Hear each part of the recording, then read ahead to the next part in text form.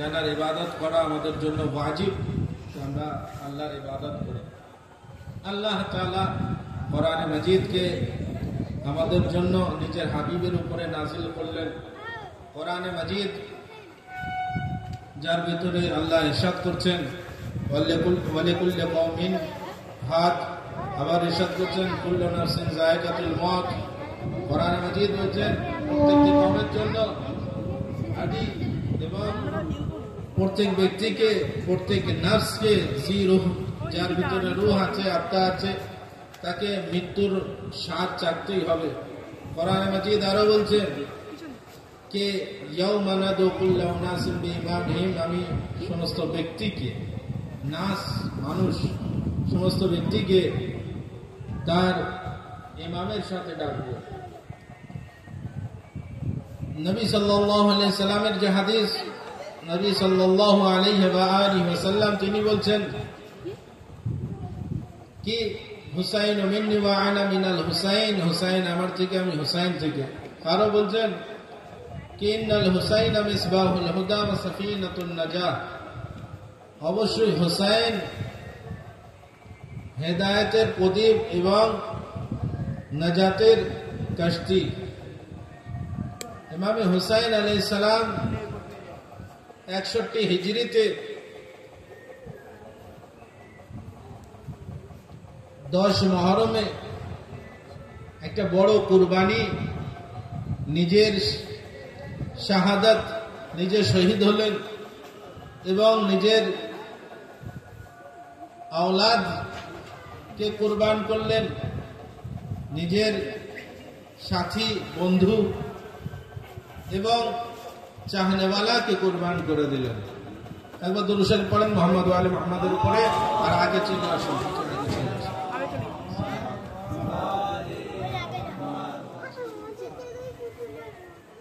তো প্রত্যেক ব্যক্তিকে যখন মৃত্যুর স্বাদ চাখতে হবে, তাহলে মৃত্যুর জন্য নিজেকে তৈরি করতে হবে। কে যখন মৃত্যুর স্বাদ চাখতে হবে, তাহলে মৃত্যু যেন এমন হয় যেটি কামিয়াব মৃত্যু। আর ইমাম হুসাইন আলাইহিস সালাম বলেন কে ইজ্জতের সাথে মৃত্যুকে আমি পছন্দ করি, অসম্মান লাঞ্ছনার সাথে জীবন যাপন করার থেকে। অর্থাৎ যদি আমি জীবিত থাকি আর লাঞ্ছনার সাথে জীবিত থাকি, জীবন যাপন করি, এর থেকে উত্তম জিনিস মৃত্যু। আর আমরা সকলেই জানি মৃত্যু হক প্রত্যেক ব্যক্তির জন্য, তাহলে সেখানকার জন্য কিছু কাজ করতে হবে যে আমার ওখানে কাজে আসবে। এবং আমরা প্রত্যেক ব্যক্তি জানি আল্লাহ তাআলা সমস্ত ব্যক্তিকে খালক করেছেন, সৃষ্টি করেছেন, তো আল্লাহ তাআলার ইবাদত করা অবশ্যই দরকার। আল্লাহ তাআলার রাজাআত, খুশনুদি, আল্লাহ তাআলার যে সন্তুষ্ট অর্জন করার জন্য কিছু কাজ করলে আল্লাহ সন্তুষ্ট হবেন, সেই কাজ করতে হবে। এখন এই কাজ করব কি করে, কে বলবে? কোন কাজ থেকে আল্লাহ সন্তুষ্ট, কোন কাজ থেকে আল্লাহ অসন্তুষ্ট, তার জন্য আল্লাহ তাআলা নবীদেরকে পাঠিয়েছেন হেদায়েতের জন্য, সঠিক রাস্তা দেখানোর জন্য। এটি সঠিক রাস্তা, এটি ভুল রাস্তা। তুমি যদি এই রাস্তায় চলো তাহলে জান্নাত পর্যন্ত পৌঁছাতে পারবে, আর এই রাস্তায় যদি যাও তাহলে জাহান্নামে যাবে, জাহান্নামের আগুন তোমার জন্য অপেক্ষা করছে। এখন বিষয় হচ্ছে আমাদের উপরে, আমরা যখন শুনলাম, বুঝলাম, তারপরে এবার আমার উপরে আসবে কি আমি ওই রাস্তা অবলম্বন করলাম কি করলাম না, আমি ওই রাস্তা বেছে নিলাম কি বেছে নেইনি, যে রাস্তার হক, যে রাস্তার উপরে চলা আমাদের প্রয়োজন। আমি ওই রাস্তা বেছে নেইনি তো যে রাস্তায় আল্লাহ অসন্তুষ্ট চললে। এই সমস্ত জিনিস কে বলবে? আল্লাহর বানানো, আল্লাহর নিযুক্ত করা নবী। নবুয়াত যখন শেষ হলো, হযরত মুহাম্মদ মুস্তাফা সাল্লাল্লাহু আলাইহি ওয়া আলিহি ওয়াসাল্লাম,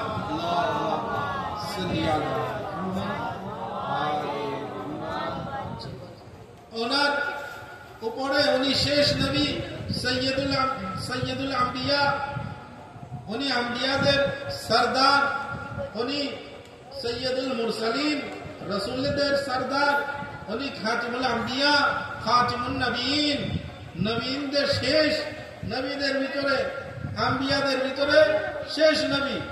তো উনি যখন দুনিয়া ত্যাগ করছেন, এত কষ্ট করে ইসলাম পৌঁছে দিয়েছেন, কালকে যে ছেড়েছিলাম যে জিনিস, সেখান থেকে একটু মিলাতে হবে, নাহলে বোঝা যাবে না। তারপরে ইনশাল্লাহ মাকসাদে আমরা আমাদের উদ্দেশ্যের দিকে যাব। কি আল্লাহর নবী, শেষ নবী হযরত মুহাম্মদ মুস্তাফা সাল্লাল্লাহু আলাইহি ওয়া আলিহি ওয়াসাল্লাম, আল্লাহুম্মা সাল্লি আলা মুহাম্মদ ওয়া আলি মুহাম্মদ। তো এই আল্লাহর নবী, শেষ নবী, এনার উপরে যে শরীয়ত এসেছে, সেই শরীয়ত, শেষ শরীয়ত, যে পুস্তক এসেছে, সেই পুস্তকে শেষ পুস্তক কোরআন, শেষ পুস্তক। এর পরে আর কোনো আল্লাহর তরফ থেকে পুস্তক আসবে না। আল্লাহর তরফ থেকে এই নবীর পরে কোনো নবী আসবে না। আল্লাহর তরফ থেকে এই শরীয়তের পরে কোনো শরীয়ত আসবে না।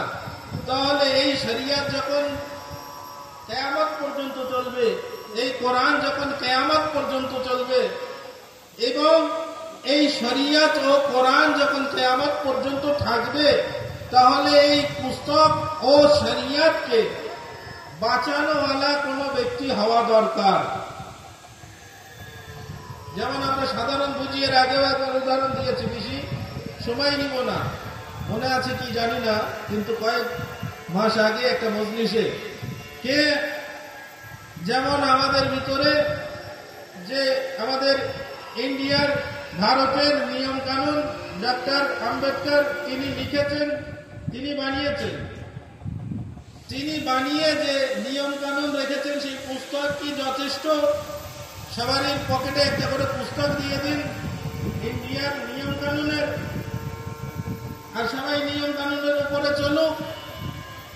তো সবাই বলবে না, এটা তো অসম্ভব ব্যাপার। আর যদি সবাই নিয়েও নেয়, সবাই তো পড়তে জানে না, সবাই তো পড়তে জানে না। এই নিয়ম কানুন থাকার পরেও কি দরকার? আদালত দরকার, পুলিশ দরকার, উকিল দরকার, জজ দরকার। কি জন্য? একবার দরুদ শরীফ পড়েন।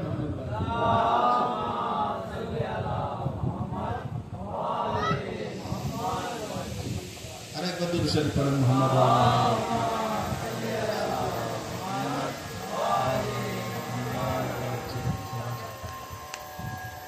তো আল্লাহ তাআলা যেমন দুনিয়ায় আমাদের ইন্ডিয়ায় যে কানুন চলছে, সে বই তো লেখা আছে, তার সঙ্গে সঙ্গে পুলিশ আছে, আদালত আছে। সব কি জন্য?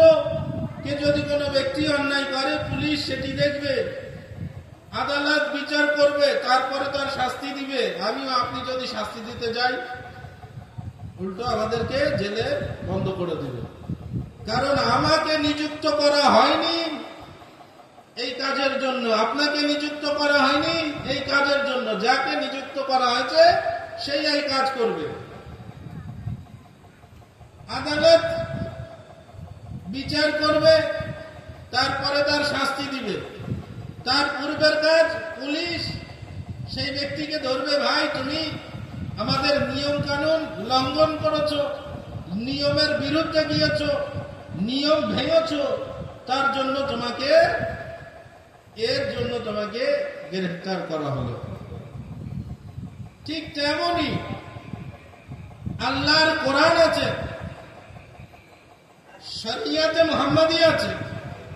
তো এই শরিয়াতে মুহাম্মাদি আল্লাহর কোরআন কি যথেষ্ট? নাকি এই নিয়ম কানুন যাতে ভঙ্গ না হয়, এই নিয়ম কানুন যদি কেউ না বোঝে, কোরআনের আয়াত যদি কেউ না বোঝে, তো মানুষের হেদায়েতের প্রয়োজন আছে কি? তো এই হেদায়েত কে করবে? শরীয়ত রক্ষা কে করবে? কোরআন রক্ষা কে করবে? তার জন্য কাউকে হওয়া দরকার। সেই ব্যক্তি যারা শরীয়তের মুহাফিজ, আমিও আপনি শরীয়তের রক্ষা করতে গেলে আমরা এক স্থানে গিয়ে আমাদের ইলম শেষ হয়ে যাচ্ছে, এক স্থানে গিয়ে আমাদের এখতিয়ার শেষ। কিন্তু কোন ব্যক্তি হওয়া দরকার যে প্রকৃত এই জিনিস বোঝেন, প্রকৃত এই জিনিস বোঝেন। আর এই রক্ষাকারীকে, এই হেফাজত করনেওয়ালাদেরকে হওয়া দরকার। তো আল্লাহর নবী যখন যাচ্ছে বিদায় হজ, শেষ হজ, গদির হুকুমের ময়দানে বলে যাচ্ছে, আমি যার যার মাওলা, এই আলী তার তার মাওলা। আমি যার যার অভিভাবক, এই আলী তার তার অভিভাবক। যদি কোনো ব্যক্তি নবীকে মাওলা না মানে, তাহলে সেই ব্যক্তির প্রবলেম আছে, সেই ব্যক্তির ত্রুটি আছে। কিয়ামতের দিনে বলতে পারবে না কে আমার জন্য কোনো হাদী পাঠানো হয়নি। আরে নবী তো ছিলেন, তুমি মানোনি কেন? নবী ছিলেন, তার কথা কেন শোনোনি? তো নবী যখন আছেন, নবী বলে যাচ্ছেন কি কে অভিভাবক, কে মাওলা? উনি বলে গেলেন আলী ইবনে আবি তালিবকে।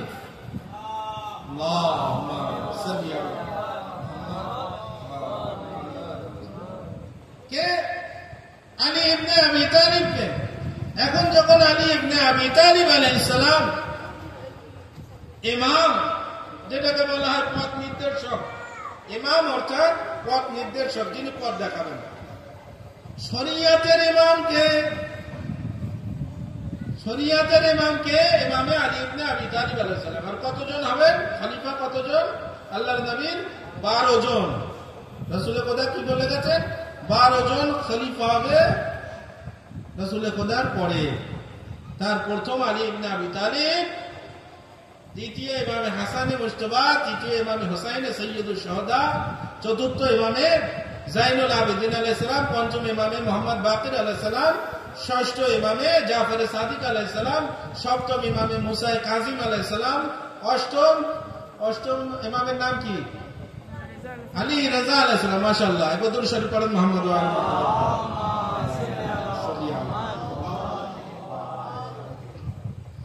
তো অষ্টম ইমাম ইমামে আলী রাজা আলাইহিস সালাম, নবম ইমাম ইমামে মুহাম্মদ তাকি আলাইহিস সালাম, দশম ইমাম ইমামে আলী নাকি আলাইহিস সালাম, একাদশ ইমাম ইমামে হাসান আসকারী আলাইহিস সালাম, দ্বাদশ ইমাম শেষ ইমাম ইমামে মেহদি আখিরুজ জামান আজ্জালাল্লাহু ফরজাহু শরীফ আলাইহিস সালাম। আল্লাহুম্মা সাল্লি আলা মুহাম্মদ ওয়া আলি মুহাম্মদ ওয়াজ্জিল ফরজা।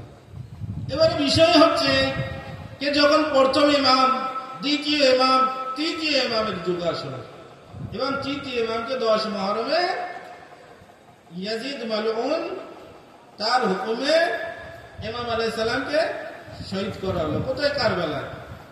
তো এই মুহররম ওই ইমামে হুসাইন আলাইহিস সালামের দুঃখকে স্মরণ করে এই মুহররমে, যেহেতু মুহররমের 10 তারিখে ওনাকে শহীদ করা হয়েছে, তো আমরা এই দিনগুলো ওনার জন্য বেছে নিয়েছি। তিনি এত বড় কাজ করলেন, শাহাদাত দিলেন, নিজে শহীদ হলেন, তার জন্য ওনার জন্য বেছে নিয়েছি। যেমন আমাদের ইন্ডিয়ায় যতজন ভারত স্বাধীন করার জন্য অনেকজন শহীদ হয়েছে, তো আমরা সেই শহীদদেরকে মনে রাখি। কমসে কম বছরে একবার 15ই আগস্টে তো আমরা কমসে কম তাদেরকে স্মরণ করি। তো যে শহীদ, যে শহীদ দুনিয়ার একটি দেশকে স্বাধীন করার জন্য শহীদ হয়েছেন, তাদেরকে আমরা মনে রাখি। ঠিক তেমনই ইমামে হুসাইন আলাইহিস সালাম পুরো উম্মতকে, নিজের নানার শরীয়তকে বাঁচানোর জন্য, স্বাধীন রাখার জন্য যে শরীয়ত মুহাম্মদ সাল্লাল্লাহু আলাইহি সাল্লাম দিয়ে গেছেন, তেমন রাখার জন্য নিজে শহীদ হলেন, নিজের আত্মীয় স্বজনকে শহীদ হওয়ার জন্য আল্লাহর রাস্তায় কুরবান করে দিলেন। সেই স্মরণে এই দিনগুলো আমরা পালন করে থাকি। বাকি দিনেও আমরা তাকে ভুলি না, কিন্তু বিশিষ্ট কিছু দিন ওনার জন্য আমরা পালন করে থাকি। বিষয় হচ্ছে এখানে যে বিষয়ের উপরে মজলিস হচ্ছে, ইমাম হুসাইন আলাইহিস সালামের উদ্দেশ্য কি আমাদের জানা দরকার, আর মানুষ পর্যন্ত পৌঁছানো দরকার। এখন এই পর্যন্ত আসার পরে যে জিনিসগুলো আমাদের জন্য প্রয়োজন, সর্বপ্রথম ইমামে হুসাইন আলাইহিস সালাম আমাদের তৃতীয় ইমাম, তিনি হাজি। এখন ইমামে হুসাইন আলাইহিস সালামের মারিফাত আমাদের জন্য প্রয়োজন। মারিফাত কি? পুরোপুরি ভাবে ওনার বেলায়েত, যে উনি ইমাম, উনি আল্লাহর নিযুক্ত করা ইমাম, উনি আল্লাহর তরফ থেকে হাদি, মানুষের হেদায়েত করার জন্য এসেছে। একবার দুরূদ শরীফ পড়েন মুহাম্মদ ওয়া আলা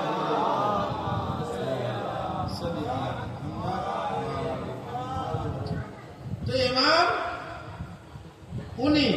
কিন্তু কিছু ব্যক্তি এই ইমামতকে, এই খেলাফতকে নিজের উপরে নিয়ে নিল, আর যার কারণে ফাসাদ শুরু হলো। যে ব্যক্তি যে জিনিসের হেল নয়, যোগ্য নয়, তার হাতে যখন সেই জিনিস আসে তো সেই জিনিসের ঠিকভাবে ব্যবহার হয় না।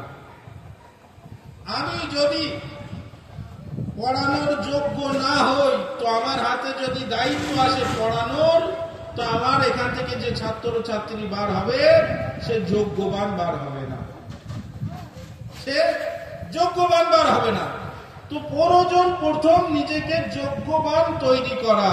একবার দুরূদ শরীফ পড়েন মুহাম্মদ ওয়া আলা মুহাম্মদ।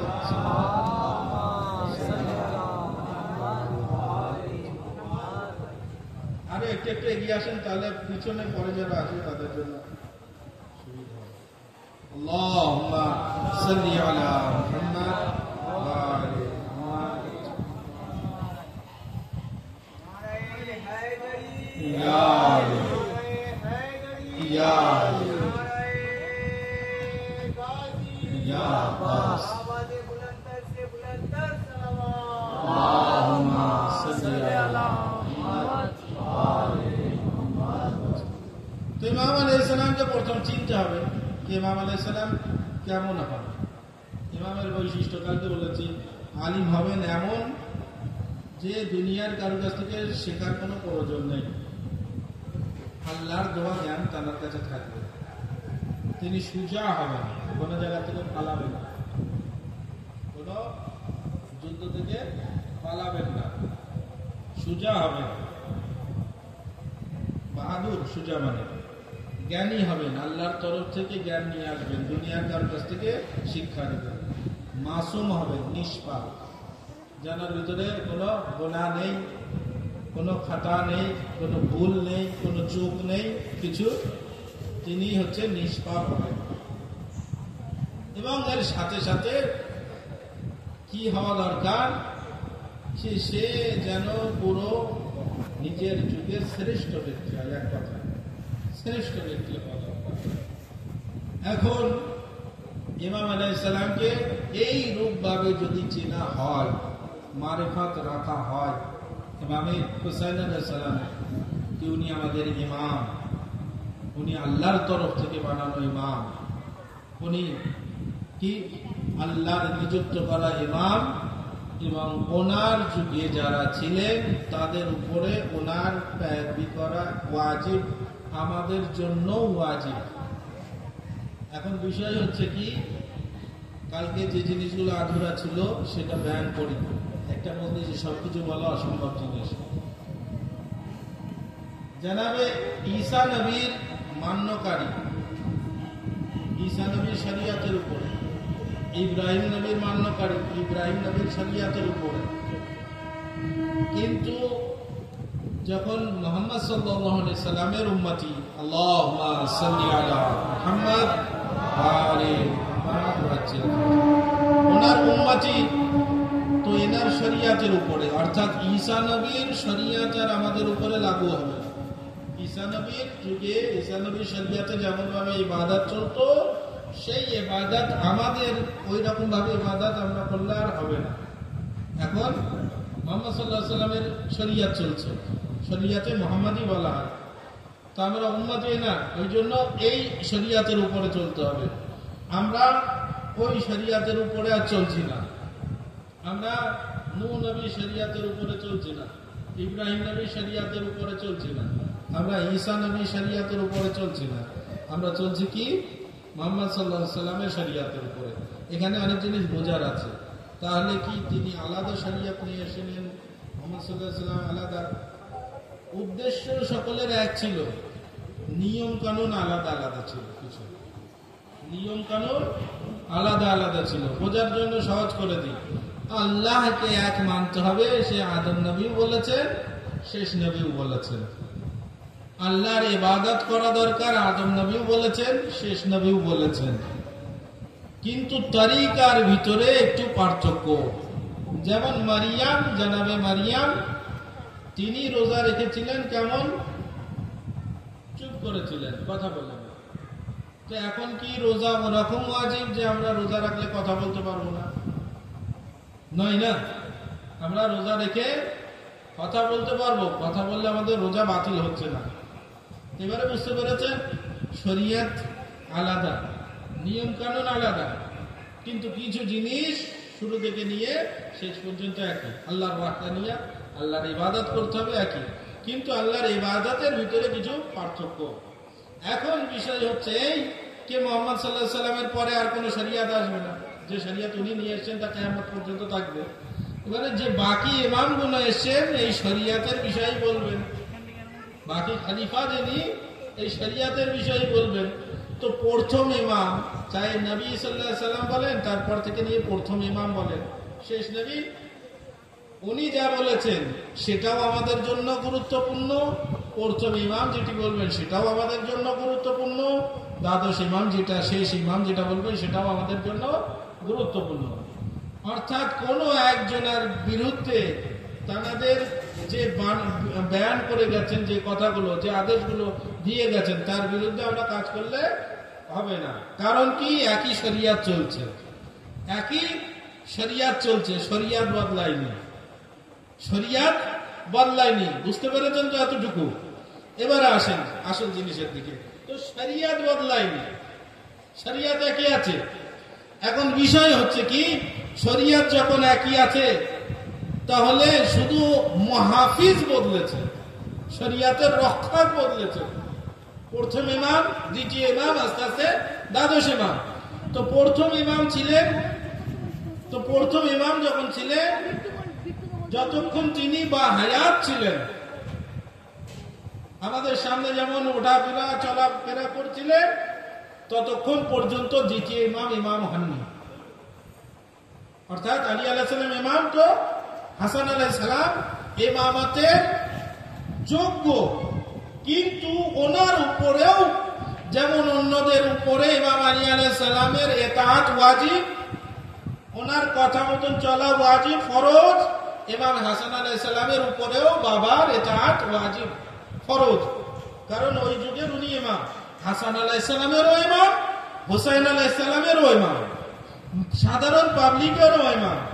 তো ওনার যুগে, ওনার ভিতরে যেহেতু উনি দ্বিতীয় ইমাম, ইমাম হাসান আলাইহিস সালাম, ইমাম হোসেন আলাইহিস সালাম তৃতীয় ইমাম, ওনার যুগে উনি ছিলেন, হাসান ও হোসেন আলাইহিস সালাম ছিলেন আলী আলাইহিস সালামের যুগে। খুব ভালোভাবে বুঝবেন, তাহলে পরের জিনিসগুলো সোজা হয়ে যাবে, আর বারবার বলতে হবে না।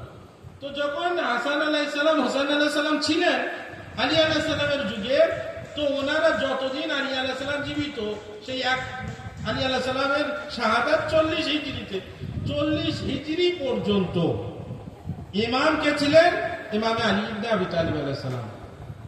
একটু আগে গেলে ভালো হয়, কিন্তু এখান থেকে ছেড়ে গেলে অনেক বুঝতে অসুবিধা হয়ে যাবে। কিন্তু পরের জিনিস আমি পরে বলছি, ওই জিনিস বলা অনেক গুরুত্বপূর্ণ, কিন্তু পরে বলছি, এটা না তো বুঝতে পারা যাবে না। তো ইমাম আলী আলাইহিস সালামের যুগে হাসান ও হোসেন আলাইহিস সালাম আছেন, কিন্তু ইমাম আলী আলাইহিস সালাম, হাসান ও হোসেন আলাইহিস সালাম নয়। যখন ইমামে আলী আলাইহিস সালাম শহীদ হলেন, তো ইমাম হাসান আলাইহিস সালাম ইমাম হলেন। ঠিক তেমনই ইমামে হাসান আলাইহিস সালাম শহীদ হওয়ার পরে ইমামে হোসেন আলাইহিস সালাম ইমাম হলেন। ইমামে হোসেন আলাইহিস সালাম যখন ইমাম, উনি শহীদ হলেন, তো ইমামে জাইনুল আবেদিন আলাইহিস সালাম ইমাম হলেন। তো ইমামে জাইনুল আবেদিন আলাইহিস সালাম যখন ইমাম হলেন, তো বাকি সকলের উপরে ওনার ইমাম, যেমন প্রথম ইমাম থেকে সমস্ত ইমামের ইতাআত বাকিদের উপর ওয়াজিব, ইতাআত অনুসরণ করা ওয়াজিব। যেমন ইমাম বলবেন সেই কথা মানা ওয়াজিব, ঠিক তেমনই প্রথম ইমামের কথা যেমন ওয়াজিব, চতুর্থ ইমাম, পঞ্চম ইমাম, সমস্ত ইমামের একই লেভেল। যখন ইমামতে উনি দাঁড়িয়ে আছেন, মানে ইমামত যখন ওনার হাতে আসলো, তো সমস্ত ব্যক্তিদের উপরে ওনার পেহেরগি করা, ওনার কথার উপরে আমল করা ওয়াজিব, জরুরি। তো তো যখন চতুর্থ ইমাম তো ওনার যুগে উনি ইমাম, পঞ্চম ইমাম তো ওনার যুগে উনি ইমাম, এরকম করতে করতে যখন 260 হিজরি আসলো, তো ইমামে হাসান আসকারী আলাইহিস সালাম একাদশ ইমাম শহীদ হয়েছেন। তো ওনার পরে যিনি ইমামে মেহদী আখিরুজ্জামান আলাইহিস সালাম, আল্লাহুম্মা সাল্লি আলা মুহাম্মদ। এখন এই পর্যন্ত, এবারে পিছনে এসে আবার মিলিয়ে ওখানে নিয়ে যেতে হবে, তাহলে একটা একটা পার্ট বোঝা যাবে। তো ইমামে হোসেন আলাইহিস সালাম যখন ইমাম ছিলেন, ইমামে হোসেন আলাইহিস সালাম আলী আলাইহিস সালামের সন্তান, ঠিক তেমনই জনাবে আব্বাস আলাইহিস সালাম ইমামে আলী আলাইহিস সালামের সন্তান। ওনার মাকাম কি কম আছে? আমরা কি কোনো ত্রুটি রাখি? নয়, ওনার স্থান অনেক উচ্চ, ওনার মর্যাদা অনেক কিছু। কিন্তু ইমামে হোসেন আলাইহিস সালাম উনিও জানতেন আমার ইমামে হোসেন আলাইহিস সালাম। উনি কিন্তু বলেননি যে আমিও ইমাম, উনি কিন্তু বলেননি আমিও ইমাম, কারণ কি উনি জানতেন ইনিই আমার ইমাম। যুগের ইমাম একজনই হবে, দুজনা নয়, যোগ্য থাকার পরেও। কারণ দুজনা, তিনজনা, চারজনা যদি হতো তো আলী আলাইহিস সালামের যুগে 3 জন ইমাম থাকতেন। ইমাম আলী আলাইহিস সালাম, হাসান আলাইহিস সালাম, হোসেন আলাইহিস সালাম নয়, আলী আলাইহিস সালাম ইমাম। যখন শহীদ হয়েছে তারপরে দ্বিতীয় ইমাম হাসান আলাইহিস সালাম। ইমামতের সবকিছু থাকার পরেও যদি এইসবগুলো না মানেন তো ক্ষতি কোথায় আসবে জানেন? শুরুতে ক্ষতি হবে। যদি এগুলো না মানেন তাহলে ইমাম আলী আলাইহিস সালামকে ইমাম মানতে হবে নবীর যুগে। নবী আছে বা হায়াত, তাহলে ওই যুগে ইমাম আলী আলাইহিস সালামকে ইমাম মানতে হবে, উনিও ইমাম। আর ওই যুগে ইমাম আলী আলাইহিস সালামের কথার উপরেও আমল করতে হবে। ওই যুগে আমল করতে হবে কিন্তু ফরজ নয়। উনি নিজেকেও ইমাম ওই যুগে বলেন না কি আমি ইমাম, আমার কথা তোমাদের উপরে ওয়াজিব।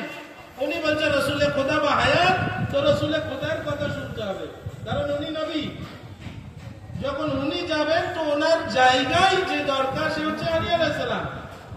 তো এর মানে এই নয় যে প্রথম ইমাম আলী আলাইহিস সালামের কথা শুনবো না, শুনবো, কিন্তু উনি ইমাম হিসেবে নয়। তখন ইমামের সমস্ত গুণ আছে ওনার ভিতরে আছে, কিন্তু ওই যুগে ইমামত ওনার উপরে লাগু হচ্ছে না যতক্ষণ না নবী দুনিয়া ত্যাগ করছেন। নবী দুনিয়া ত্যাগ করলেন, উনি ইমাম হলেন। ঠিক এমন ভাবে চলে আসলো।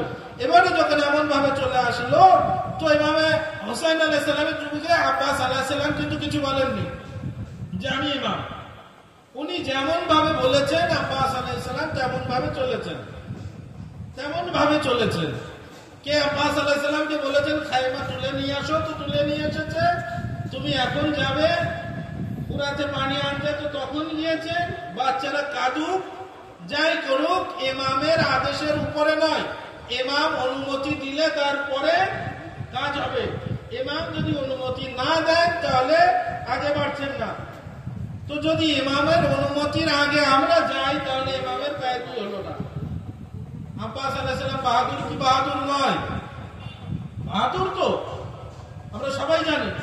তো যখন ইমামে হোসেন আলাইহিস সালামকে মদিনায় ডাকা হলো ওয়ালিদের দরবারে, তো ইমামে হোসেন আলাইহিস সালামের শানে যখন গুস্তাখি করলো আব্বাস আলাইহিস সালামের, তখন উনি যদি চাইতেন তো কিছু তো করতে পারতো, বদলা তো নিতে পারতো, কিন্তু ইমামের অনুমতি ইন্তজার, অপেক্ষা।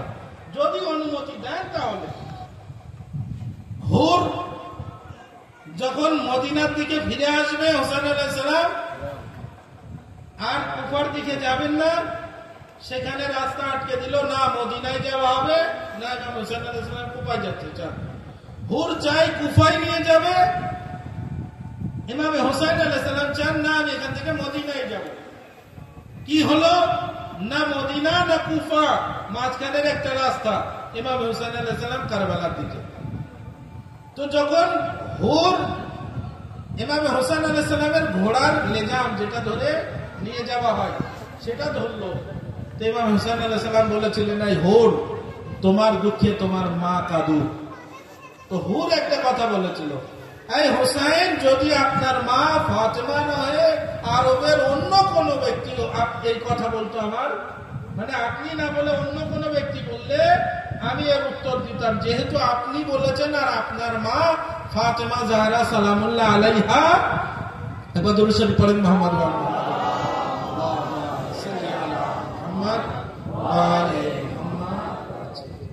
সেই জন্য এর উত্তর আমি দিলাম না। তো হুর যে গুস্তাখি করলো ইমাম হোসেন আলাইহিস সালামের শানে, তো জানাবে আব্বাস আলাইহিস সালাম কত বাহাদুর, উনি কিছু মাওলা হোসেন আলাইহিস সালামের আদেশের ইন্তজার করছেন। যা কিছু হোক না কেন ইমামের আদেশের আগে নয়, উনি তো ইমামের সন্তান, তবুও ইমামের আদেশের আগে নয়। যে ইমাম একজনা যুগে, দ্বিতীয় নয়। এখন যখন এইগুলো চলে চলে আসলো 60 হিজরি 200 ইমামে হাসান আসকারি আলাইহিস সালাম শহীদ হলেন, দ্বাদশ ইমাম আমাদের শেষ ইমাম হলেন। ইয়া তো আপনি মানেন শেষ ইমাম এখনো জন্মগ্রহণ করেননি, যেমন বাকিরা মানছে সে জন্মগ্রহণ করেননি, জোহর যখন উনি আসবেন শেষ যুগে, তেমন তাহলেও একটু মানা যায় কে ওনার আকীদা এমন। আর যদি মনে করেন জন্মগ্রহণ করেছেন, বেঁচে আছেন, তাহলে ওনার মোকাবেলায় কেউ ইমাম হবে না, হবে না। পরিষ্কার হলো কিনা বুঝতে পেরেছেন তো?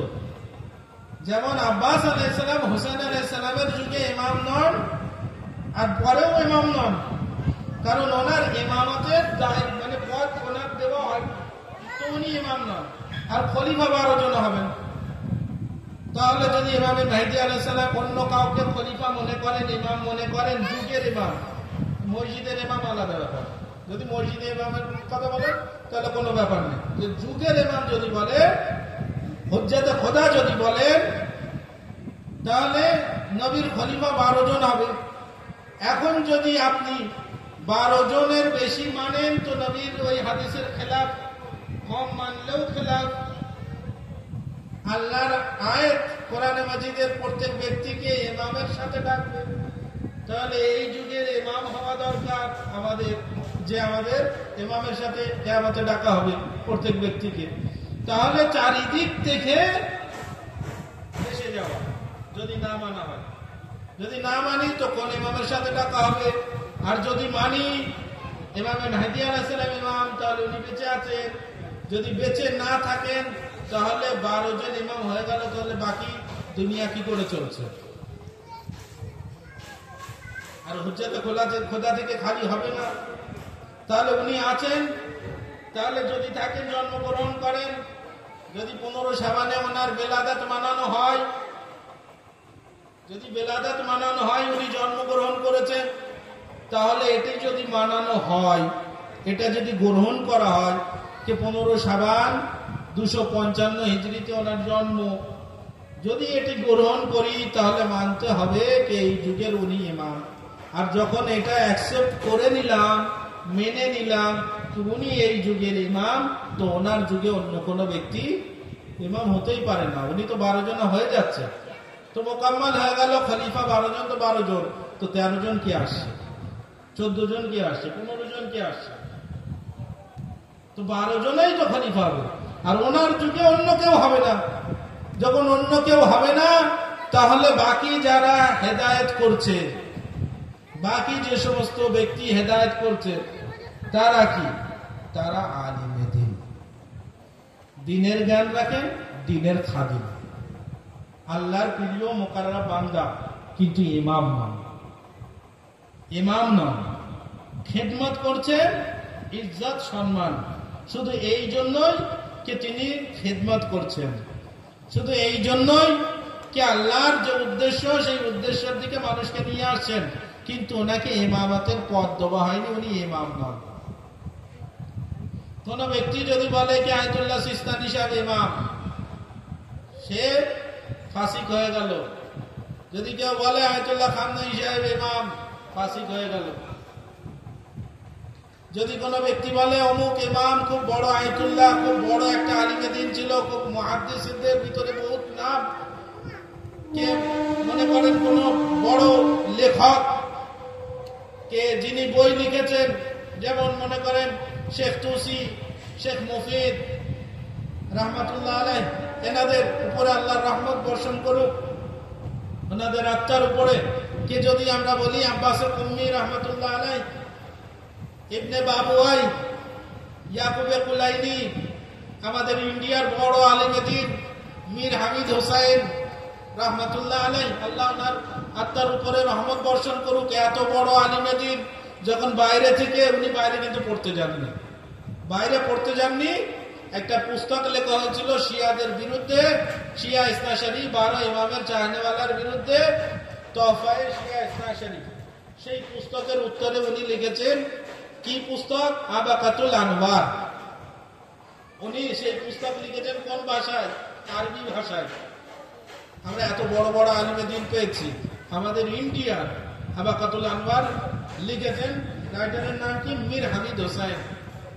এত বড় আলিমে দ্বীন কে হায়দ্রাবাদের বাদশাহ যখন সাক্ষাৎ করার জন্য চিঠি পাঠাচ্ছে, তো একবার বললো নিজামুদ্দিন বাদশাহকে, ঠিক আছে, যখন আসলেন তো বললেন আপনার জন্য এতটুকু সালাম, আমার সময় ছিল, সালামুন আলাইকুম, ভালো আছেন, কেমন আছেন, আমার কাছে আমার সময় নেই। আর আমরা যদি কোনো পদে বসা ব্যক্তি আসে, তো নামাজ মনে হয় সেদিন আর পড়া হচ্ছে কি না হচ্ছে, অন্য কিছু হয়ে যাচ্ছে। এত বড় বড় আলিমে দ্বীন ছিল, কিন্তু ইমাম না। আগ্রাতে একজন শহীদের কবর, অনেক বড় আলিমে দ্বীন শহীদ হয়ে গেলেন, তারপরেও তিনি ইমাম নন, তিনি ইমাম নন। হাজার হাজার লাখ লাখ কোটি কোটি টাকা যাচ্ছে আয়াতুল্লাহদের কাছে। ঘর দেখেছেন কেউ ভাড়ার ঘরে? তো নিজের ঘরেও যদি কেউ থাকে, তাদের ঘর দেখেন, লাখ লাখ টাকা যাচ্ছে, তারপরেও এমন জীবনযাপন করছে, তারপরেও তারা ইমাম নন। আরে ওনারা তো ছেড়ে দিন, আব্বাস আলাইহিস সালাম তিনিও নিজেকে ইমাম বলেন না, তিনিও নিজেকে ইমাম বলেন না। ইমামের সন্তান তো মোকাবেলায় কেউ আসবে না, এতটুকু বুঝে গেলেন। এবার আসেন ইমামে হোসেন আলাইহিস সালাম মাকসাদের দিকে। একবার দুরূদ শরীফ পড়েন।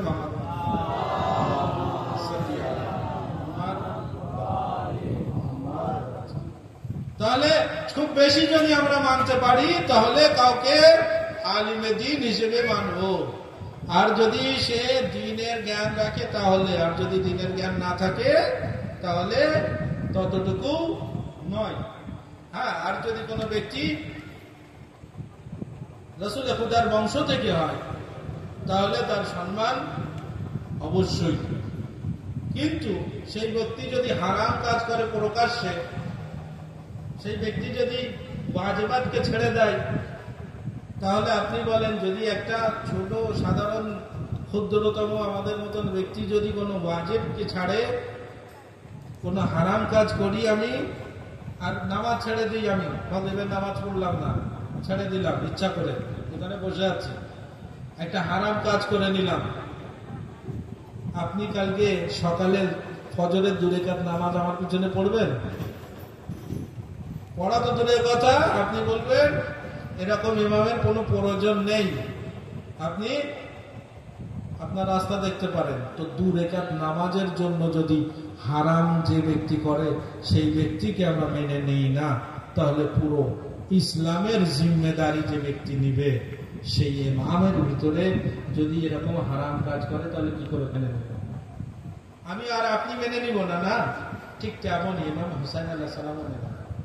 এ তো আমাদের ছোট, আমাদের কিছু হাইসিয়ত নেই, তারপরেও আমরা এরকম বলি। ইমামে হুসাইন আলাইহিস সালামের সামনেও ঠিক তেমন ইয়াজিদ মালুমুন শরাব পান করে, জুয়া খেলে, যেগুলো আমি বলেছি, আর বাকি তো পাবো না, ফাঁসি ফাজির শরাবি খায়। তাহলে ইমামে হুসাইন আলাইহিস সালাম কি করে মেনে নেবেন? এবারে আপনি প্রশ্ন করবেন, যদি এরকম না হয়, আজকে খুব আস্তে আস্তে পড়ছি, বোঝার চেষ্টা করবেন, যদি এমনই হয়ে থাকে যে বাতিলদেরকে মেনে নিবে না, সেই জন্য ইমাম হুসাইন আলাইহিস সালাম কায়াম করলেন, তাহলে কি আগের কিছু ব্যক্তি তারা কি বাতিল ছিল না? যদি বাতিল থাকে তাহলে আগের ইমাম কেন কায়াম করেন? প্রশ্ন তৈরি হবে, আর অবশ্যই হওয়া দরকার, তাই তো? যে ইমামে হুসাইন আলাইহিস সালাম কায়াম করলেন, তাহলে আগে যারা ছিল তারা সঠিক পথে ছিল। যদি সঠিক পথে না থাকতো, যেমন ইমামে হুসাইন আলাইহিস সালাম মেনে নিলেন না, কায়াম করলেন, তাদেরও প্রয়োজন ছিল কায়াম করা, তাই তো? একটা প্রশ্ন আসতেই পারে। এই প্রশ্নের উত্তর কি? যতক্ষণ না আমরা ইতিহাস জানবো ততক্ষণ বুঝতে পারবো না। ইমামে আলী ইবনে আবি তালিব আলাইহিস সালামের জন্য একবার দুরূদ শরীফ পড়েন মুহাম্মদ ওয়া আলি মুহাম্মদ।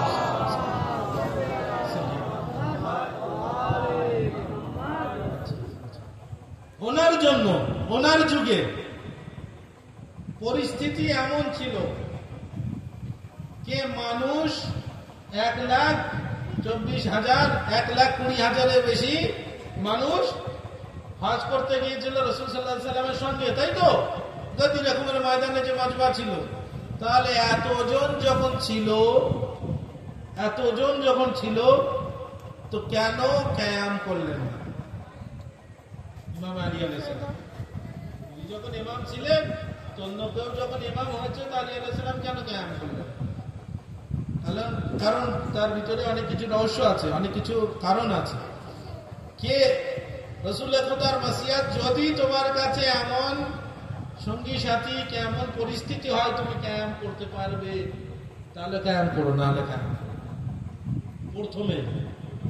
দ্বিতীয় জিনিস, সেই যুগ এমন যুগ ছিল, আপনি মনে করছি এরকম সাধারণ যুগ, খুব নরমাল যুগ। তখন মানুষ ইসলাম তো গ্রহণ করেছিল, কিন্তু প্রকৃত ইসলাম গ্রহণ করে, যার জন্য আল্লাহ বলেছে তোমরা মুমিন নয়, তোমরা মুসলমান। তোমরা মুমিন নয়, মুসলমান, কারণ তোমাদের হৃদয়ের ভিতরে এখনো ইসলাম, এখনো ঈমান আসেনি। তোমরা কি নিজেদেরকে মুমিন বলো না, মুসলমান বলো? তারা ইসলাম তো গ্রহণ করেছিল, কিন্তু মন থেকে নয়। কিছু ব্যক্তি লালসায় ইসলাম গ্রহণ করেছিল, কিছু ব্যক্তি বলছে যেহেতু নবী এলান করেছে শেষ নবী, এরপরে কোন নবী আসবে না, তারপরে তো আমাদের উপরে সব। ওই জন্য গদি রকমে যখন আল্লাহ তাআলা হাবিব ঘোষণা দিলেন, তো ওই দিনে কি কাফির নিরাশ হয়ে গেল।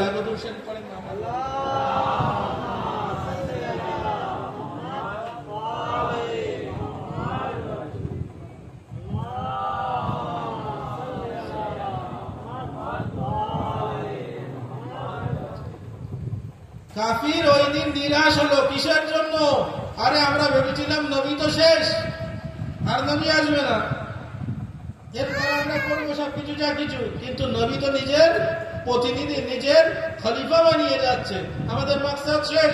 তো কাফির নিরাশ হয়ে গেল, অনেকজনা ঈমান নিয়ে এসেছিল কিছু লালসায়, এবং সেই সময় সব নতুন নতুন ঈমান নিয়ে এসেছে, নতুন নতুন মুসলমান হয়েছে, ঈমান বলা যাবে, মুসলমান হয়েছে। তাদের ভিতরে সবকিছু জ্ঞান ছিল না, তাদের ভিতরে অত জ্ঞান ছিল না। নতুন নতুন ইসলাম নিয়ে এসেছে, এখন বাতিলদের হাতেও পাওয়ার ছিল। যদি আলী আলাইহিস সালাম কায়ামের জন্য উঠে দাঁড়াতেন, কায়াম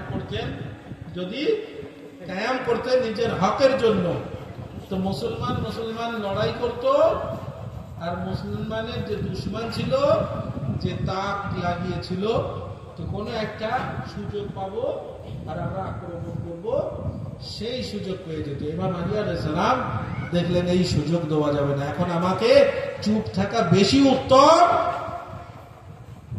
যদি আমি কায়াম করি, ইসলাম শেষ হয়ে যাবে। আর ঠিক কেমন হলো, সিফিনে যখন কায়াম হলো, কতজনা বেরিয়ে গেল, কিন্তু ওই সময় কায়াম করলে আরো ক্ষতি হতো, ইসলামের আরো ক্ষতি হতো। যাক, সংক্ষিপ্ত করি, কিভাবে আলী আলাইহিস সালাম কায়াম করলেন না, এটাই বেছে নিলেন। তারপরেও কিন্তু ইমাম আলাইহিস সালাম চুপ ছিলেন না, যখনই সুযোগ পেয়েছে তখনই নিজের ইমামতের বিষয় মানুষের সামনে তুলে ধরেছেন।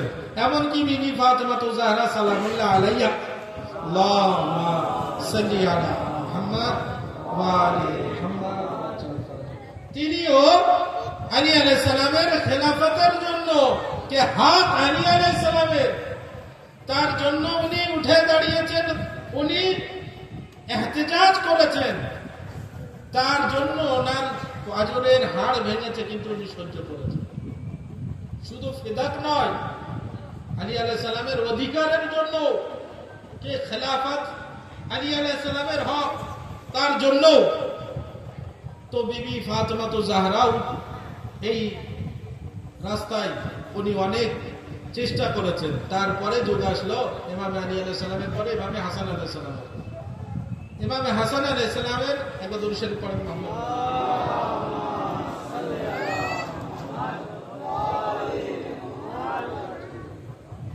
ইমামে হাসান আলাইহিস সালামের যুগ আসলো, ইমাম হাসান আলাইহিস সালাম দেখলেন উনি পরিস্থিতি নিয়েছিলেন, কিন্তু ওনার সাথী হয়নি। এমনকি যারাই ওনার সঙ্গে ছিল তারাই শেষ পর্যন্ত ওনার উপরে আঘাত করে চলে গেল।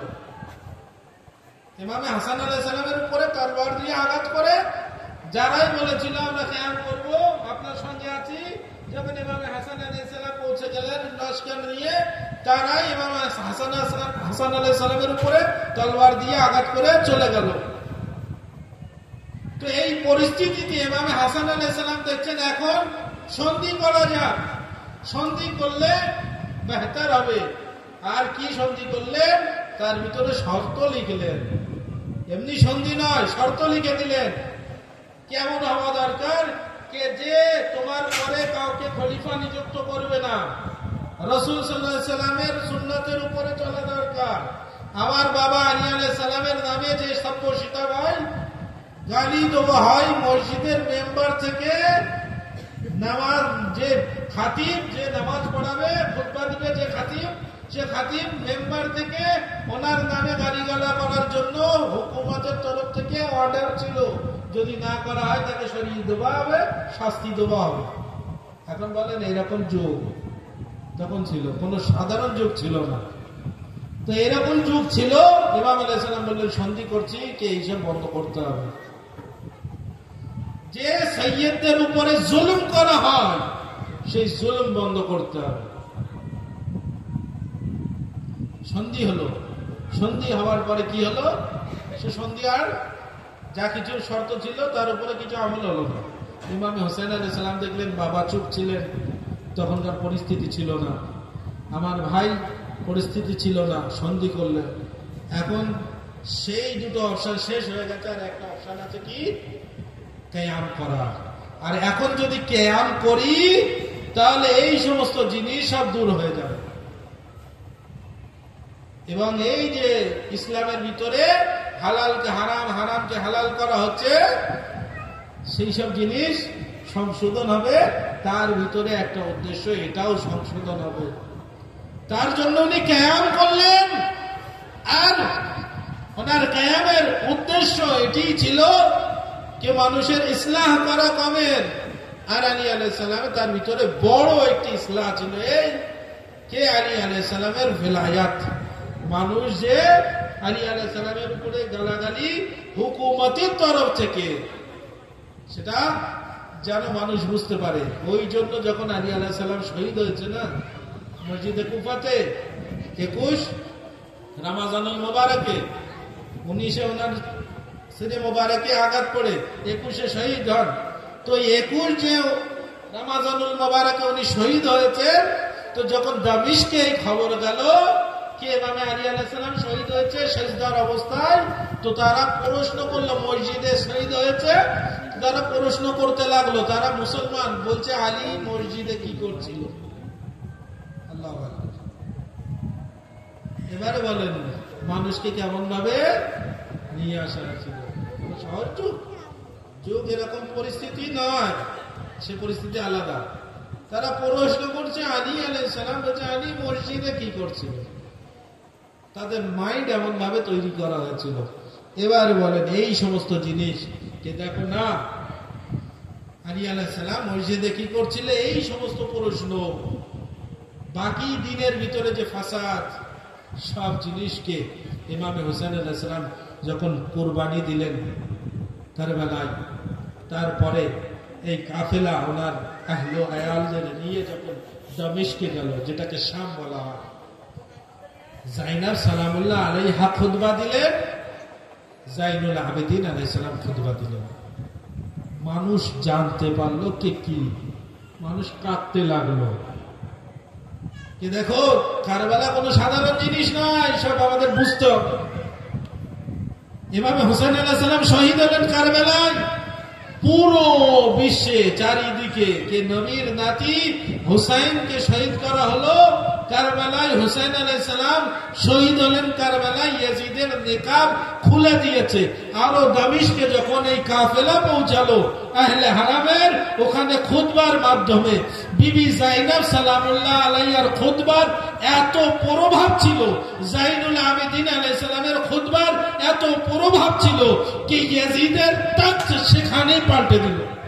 ইয়াজিদ তখ্তে তো ছিল, কিন্তু ওর বেস যে মজবুত ছিল সেটি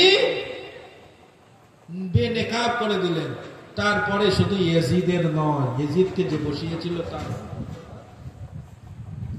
যে ইয়াজিদকে বসিয়েছিল তারও মুখ থেকে নেকাব সরিয়ে দিল। কে দেখো কোথায় রাখা হয়েছিল তোমাদের। ইমামে সৈয়দে সাজ্জাদ যখন খুতবা দিচ্ছিলেন, যে দেখছে যদি খুতবা না বন্ধ করা হয় আরে একটা ইনকিলাব চলে আসবে, তো তখন কি করলো, খুতবা বন্ধ করানোর জন্য আজান দিতে হলো। মুয়াজ্জিনকে দাঁড় করিয়ে আজান দিচ্ছে। যখন বললো আশহাদু আন্না মুহাম্মাদার রাসূলুল্লাহ, তখন ইমামে জাইনুল আবেদিন আলাইহিস সালাম বললো, কে এই মুয়াজ্জিন, এই যে আজান দিচ্ছ তুমি, দাঁড়াও, এবারে বলো এই ইয়াজিদ, এই যে মুহাম্মদ সাল্লাল্লাহু আলাইহি সাল্লামের সাক্ষ্য দেওয়া হচ্ছে মুহাম্মদ আল্লাহ রসুল, এই মুহাম্মদ আমার নানা না ইয়াজিদ তোমার নানা, বলো। নেকাব সরিয়ে দিয়েছে, মানুষ বুঝতে পারছে যে কি হলো। কারবালা কোনো সাধারণ জিনিস নয়, ওর উদ্দেশ্য অনেক ওয়াসি, অনেক কিছু তার ভিতরে। কি আমরা এক কথাই বলবো কারবালার মাকসাদ শুধু এই ছিল, ইমাম হুসাইন আলাইহিস সালামের ওই এক কথার ভিতরে এই জিনিসগুলো লুকিয়ে আছে। কি ইমাম হুসাইন আলাইহিস সালাম বাবার বেলায়াত এবং নানার দিনের যে ইসলাম, তার ভিতরে উত্তম জিনিস ছিল বাবার বেলায়াত। কে দেখো, যে আলী আলাইহিস সালামকে তোমরা চিনোনি, বলছো আলী মসজিদে কি করছিল, ওই আলী আমার বাবা ছিল, আর সেই আসল কি খলিফায়ে হক ছিল। একবার দুরূদ শরীফ পড়েন মুহাম্মদ ওয়া আলি মুহাম্মদ।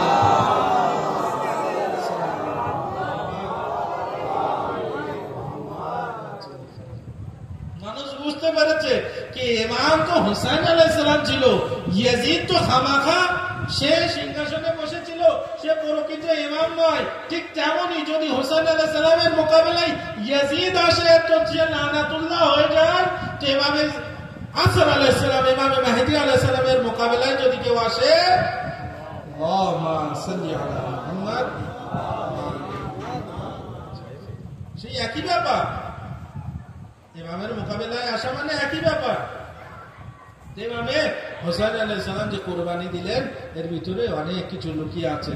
আর শুধু এই নয়, আমাদের দায়িত্ব অনেক কিছু আছে, আমাদের আজাদারদের দায়িত্ব অনেক কিছু আছে। শুধু আমরা বলে গেলাম কি আজাদারির জন্য আমরা জীবিত, আজাদারি আমাদের বাঁচিয়ে রেখেছে। অবশ্যই আজাদারি আমাদের একটা শরীরের ভিতরে একটা এমন জিনিস নিয়ে আসে যেটি আমাদের ক্ষমতা বাড়িয়ে দেয়, জোশ বাড়িয়ে দেয়। অবশ্যই ইমাম হোসেন আলাইহিস সালামের মহব্বত এটা আমাদের ভিতরে জোশ নিয়ে আসে, কিন্তু ইমাম হোসেন আলাইহিস সালামের উদ্দেশ্যটাও বুঝতে হবে। উদ্দেশ্য যদি না বুঝি তাহলে কিচ্ছু হবে না। যখন উদ্দেশ্যের ভিতরে উত্তমতম উদ্দেশ্য আলী আলাইহিস সালামের বেলায়েত ছিল, তাহলে হাই হুসাইন করি। আর যদি আলী আলাইহিস সালামের হক যারা কেড়েছিল তাদের আমল করি, তাহলে কি উদ্দেশ্য? সুন্নাতের উপরে চলছি, আলী আলাইহিস সালামের মোকাবেলায় যে এসেছিল তার, আর কারবালা মানছি, হাই হুসাইন করছি, হাই আলী করছি, তাহলে আমরা কোথায় আছি? দেখেন আর একটা কথা বলে মাসায়েব, বাস রব্তে মাসাইবের জন্য আমি কিছু পড়বো বলে ছিলাম, একটা খুব গুরুত্বপূর্ণ ঘটনা যেটি আমাদের জন্য খুব প্রয়োজন, কিন্তু ইনশাল্লাহ সেটি কাল পড়ব। তাহলে মানে আমাদের এই কিছু কয়েক বছর আগের ঘটনা, কিন্তু ওই বিষয়ের দিকে না, আমরা একটি বিষয়ে দুটো একটা কথা কি আমি কালকে বলেছিলাম যে আমরা সালাম জানাই, জিয়ারাত করি, ওটা হচ্ছে সালাম জানানো, ইমামকে সালাম জানানো, শেষে জিয়ারাত করি আসসালামু আলাইকা ইয়া আবা আব্দুল্লাহ, তো আসসালামু আলাইকা সালাম হোক আপনার উপরে, ইয়া আবা আব্দুল্লাহ, এই আবা আব্দুল্লাহ, মানে ইমাম হোসেন আলাইহিস সালামের একটি ডাক নাম কি আবা আব্দুল্লাহ। তো ইমাম হোসেন আলাইহিস সালামের উপরে আমরা সালাম করি। বিষয় হচ্ছে এই গর্ব করার মতন জিনিস, আমাদের বুক ফুলে যাওয়ার মতন জিনিস, আমাদের মাথা উঁচু করার মতন জিনিস, আমরা যে ভাষায় সালাম করছি সেই কথাটি ইমামের কথা, ইমামের কথা আমরা সালাম করছি। অর্থাৎ এই সালাম জিয়ারতে ওয়ারেসা, জিয়ারতে আশুরা, এসব ইমাম আলাইহিস সালামটা বর্ণনা করেছেন। একজন মাসুম ইমাম যেভাবে সালাম করেছেন নিজের জাদ হোসাইন আলাইহিস সালামকে, আমরা সেই হিসেবে সালাম করি, আমরা সেই হিসাবে সালাম করি, সেই কথা নিয়ে, সেই বাক্য নিয়ে সালাম করি। তো এটা আমারও আপনার বানানো বাক্য নয়, কথা নয়। তো কত সৌভাগ্যবান আমরা কি আমরা যখন ইমামের উপরে সালাম করছি তো ইমামের বানানো ভাষায়, ইমামের বানানো ভাষায়, তাহলে আমাদের কত সৌভাগ্য কি আমাদের কাছে দলিল আছে কি আমরা এই যে জিয়ারাত করছি আমাদের ইমাম থেকে, অষ্টম ইমাম থেকে, সপ্তম ইমাম থেকে, আমরা যে জিয়ারাত করছি জিয়ারাত না ইয়া ইমামে জামানা আলাইহিস সালাম থেকে, উনি সালাম করছেন ইজ্জাতের উপরে, অর্থাৎ ইমামে হোসেন আলাইহিস সালামের উপরে সালাম কেমন করছে জানেন? যার বাংলা যদি আমাদের বাংলা ভাষায় তর্জমা করা হয়, বলছেন কি আমার সালাম হোক আমার জাদ হোসাইন আলাইহিস সালামের উপরে, যে হোসাইনের লাশা তীরের উপরে ছিল। উনি এমন ভাবে সালাম করছেন ইমাম হোসেন আলাইহিস সালাম। তো আমরা যে সালাম করি, যে জিয়ারত করছি, এটাও ইমামের বয়ান পর্দা লফজ। আমরা যে কুরুনদান করছি ইমামের বয়ান পর্দা হাদিস, কে যদি কোনো ব্যক্তি ইমামের মারিফাত রেখে অশ্রু ঝরায় তাহলে এই অশ্রু তাকে জান্নাত পর্যন্ত নিয়ে যাবে, তবে মারিফাতের সাথে হওয়া দরকার। ইমামকে ইমাম মেনে, ইমামকে হাদি মেনে, ইমামের বেলায়াত রেখে ইমামকে সঠিকভাবে চিনে। যদি ইমামকে মানি ইমাম হোসেন আলাইহিস সালাম ইমাম, কিন্তু আমাদের কর্ম ইমাম হোসেন আলাইহিস সালামের মতো না হয়, তাহলে ইমামে হোসেন আলাইহিস সালামকে সঠিকভাবে মানলাম না। অর্থাৎ ইমাম হোসেন আলাইহিস সালাম যেমনভাবে চেয়েছেন যে পুরো বান্দারা খোদার বান্দা এমনভাবে ইবাদত করুক খোদার, কিন্তু আমরা যদি সেই ইবাদত থেকে দূরে থাকি তো ইমামে হোসেন আলাইহিস সালামের উদ্দেশ্যের উপরে কি চললাম? ইমামে হোসেন আলাইহিস সালামের আশাকে পামাল করে দিলাম না, যদি তার বিরুদ্ধে চলি, যেটি আমি কাল বলছিলাম। তো ইমামে হোসেন আলাইহিস সালামের এটি কি খুশি হবেন, উনি আনন্দিত হবেন কি আমার চাহনেওয়ালা হাই হুসাইন করে আমার নামে মাতম করছে আর আল্লাহর ইবাদত থেকে দূরে আছে? আল্লাহু আকবার। এটি গ্রহণযোগ্য নয় না। যে হুরের কথা বলছিলাম, কে হুর ইমাম হোসেন আলাইহিস সালামের রাস্তা আটকে ছিল, বন্ধ করেছিল, কে হোসেন আলাইহিস সালামকে মদিনার দিকে আসতে দেয়নি। ইমাম হোসেন আলাইহিস সালামকে কুফার দিকে নিয়ে যেতে চেয়েছে, কিন্তু ইমাম হোসেন আলাইহিস সালাম ওদিকে যাননি। ইমাম হোসেন আলাইহিস সালাম কারবালার দিকে রওনা হলেন। আরে কারবালায় পৌঁছালেন, কারবালার জমিন কিনে নিলেন, ইমাম হোসেন আলাইহিস সালাম খায়মা তৈরি করলেন। হ্যাঁ, তার আগে শোনেন, হোরকে যে দাঁড় করিয়েছিল, হোর যে ইমাম হোসেন আলাইহিস সালামের রাস্তায় দাঁড় হয়েছিল, কে মদিনায় আসতে দেবে না। ইমাম হোসেন আলাইহিস সালামের সঙ্গে যখন ইমাম হোসেন আলাইহিস সালামকে অনেক বড় একটি ঘটনা দূর থেকে যখন দেখলেন, ইমাম হোসেন আলাইহিস সালাম বলছেন কে দেখো কারা আসছে, কেউ বলছে একটা খেজুর গাছের মতন দেখাচ্ছে, তারপরে বললেন না ভালো করে দেখো, আরেকজন বললেন না মনে হচ্ছে ঘোড়া আসছে। ইমাম হোসেন আলাইহিস সালাম বললেন হ্যাঁ আমিও এরকম মনে করছি, আমিও এটি দেখছি।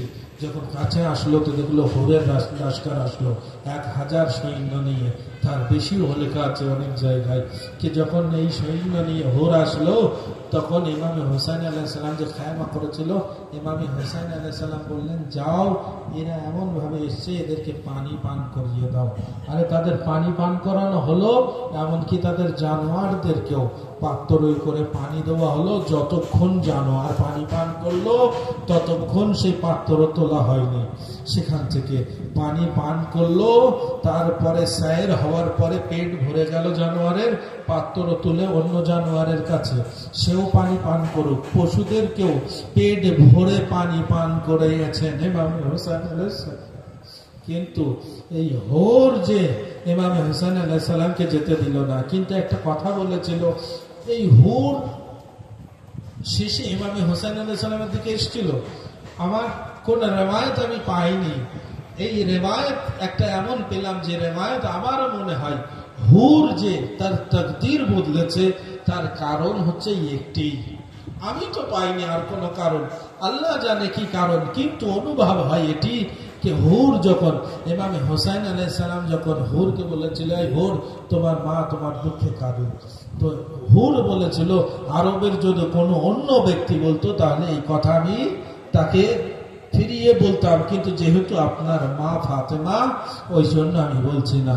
যে ফাতেমার সম্মানে হুর এতটুকু সম্মান গিয়েছিল, আমার মনে হয় তার কারণে হুরের তৌফিক হলো। কি তৌফিক? যখন কারবালায় প্রবেশ করলেন ইমাম হুসাইন আলাইহিস সালাম, হুর ওমর ইবনে সাদকে জিজ্ঞাসা করলো, এই ওমর ইবনে সাদ, তুমি কি যুদ্ধ করবে সত্যি ইমাম হুসাইন আলাইহিস সালামের সঙ্গে?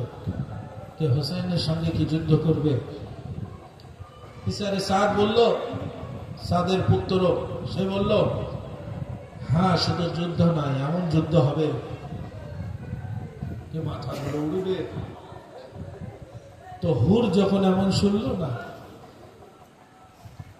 তো হুর কাঁপতে লাগলো, এক জায়গায় বসে গেল। একজন ব্যক্তি হুরকে দেখে আসলো, বলছে, হুর শোনো, তোমার এই অবস্থা কেন দেখছে? যে হুর, যদি আমাকে কেউ জিজ্ঞাসা করে কুফাবাসীর ভিতরে সব থেকে বাহাদুর কে, তাই হুর আমি তোমার নাম নিব, কিন্তু হুর তুমি কাঁপছো কেন? হুর একটি কথা বলছে, আমি জান্নাত ও জাহান্নামের মাঝখানে দেখছি নিজেকে, আমি নিজেকে জাহান্নাম ও জান্নাতের মাঝখানে দেখছি, ভাবছি আমি কি করব। এবং হুর শেষ পর্যন্ত ইমামে হুসাইন আলাইহিস সালামের খায়ামের দিকে আগে বাড়তে লাগলো। আরে কোনো কোনো রিওয়ায়াত আছে হুরের সঙ্গে আরো কিছু ব্যক্তি এসেছিল, হ্যাঁ সাদারও, কিন্তু হুর আসলো। হুর আসার পরে হুর কে ইমামে হুসাইন আলাইহিস সালামের কাছে বলছে, এই হুসাইন, নবীর নাতি হুসাইন, আমার জন্য আপনাকে এখানে আসতে হলো, আমি আপনার রাস্তা আটকেছিলাম, আপনার রাস্তা বন্ধ করে মদিনায় যেতে দেয়নি।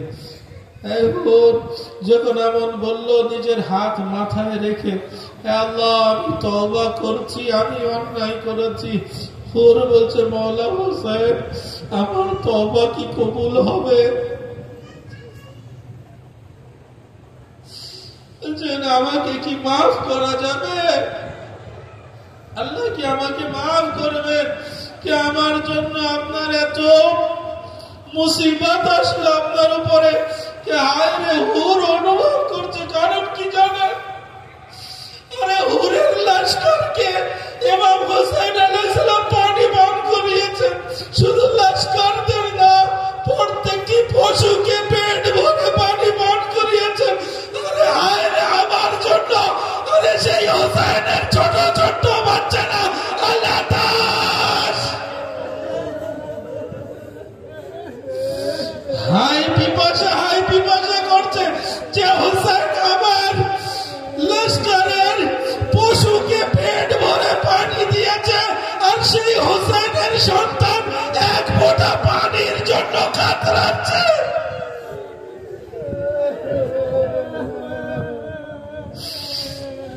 আল্লাহু আকবার, আজরুকুম আল্লাহ। হ্যাঁ, আপনারা আরো শুনেছেন না, এই মাসায়েবের ভিতরে কেউ হুরের কন্যা ছিল। এই যে অনুভব, কেউ হুরের কন্যা ছিল, কাঁদতে কাঁদতে এসেছিল সন্ধ্যাবেলা, এ বাবা ওই খাইমাই কারা আছে, হুরের কন্যা পাচ্ছে না। সন্ধ্যা গনিয়ে আসলো, অনেকক্ষণ পরে হুরের কন্যা আসলো। হুর বলছে কোথায় ছিলে? আরে ওই খাইমাই না বাবা, ছোট ছোট বাচ্চারা আছে, আলাতাস আলাতাস বলছে বাবা ওরা কি অন্যায় করেছে।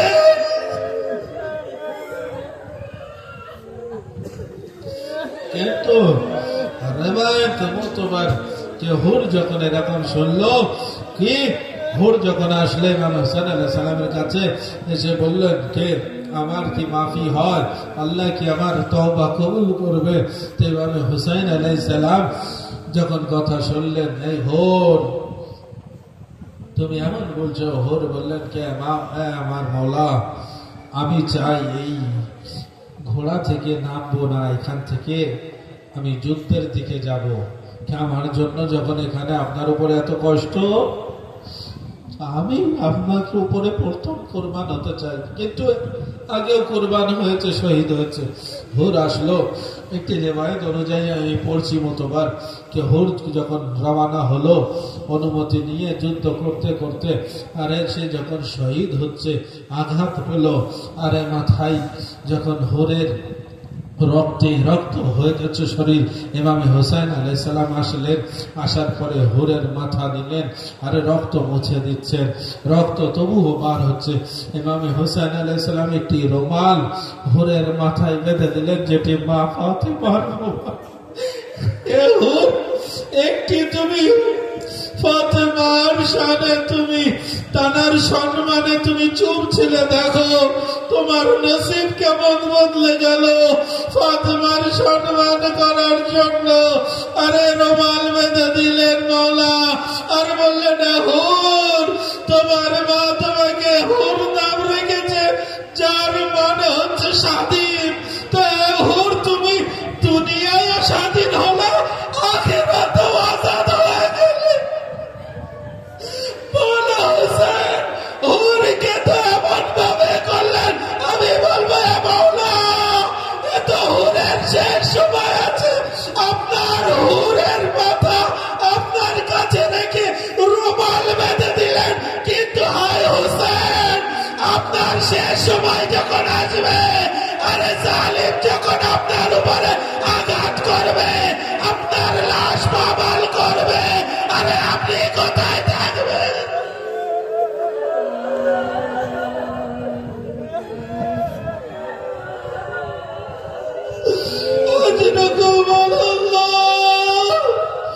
ওর কথা সৌভাগ্যবান কে আমি, আমার জন্য আমি লজ্জিত, কে আমার জন্য হুসাইনের উপরে এত কষ্ট।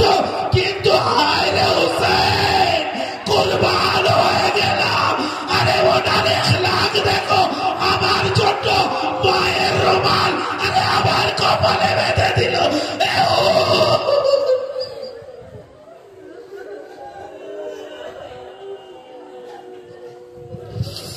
আল্লাহু আকবার। হ্যাঁ, সমস্ত ব্যক্তিকে তো ইমাম হোসেন আলাইহিস সালাম সাহারা দিয়েছেন, কিন্তু বাস শেষ করলাম, কে সমস্ত ব্যক্তিকে তো ইমাম হোসেন আলাইহিস সালাম সাহারা দিয়েছেন, কিন্তু যখন হোসেন আলাইহিস সালামের সময় আসলো না, সাহারা দেওয়ার জন্য আব্বাস ছিল না, আনু মোহাম্মদ ছিল না, আলী আকবর ছিল না, কাসিম ছিল না, হাবিব ছিল না, মুসলিম ইবনে আউসাজা ছিল, আরে না হুর ছিল। আরে মাওলা হোসেন তানো তানা একা আছে, কেউ বর্ষা মারলো, কেউ বল্লভ মারলো, কেউ পাথর মারলো।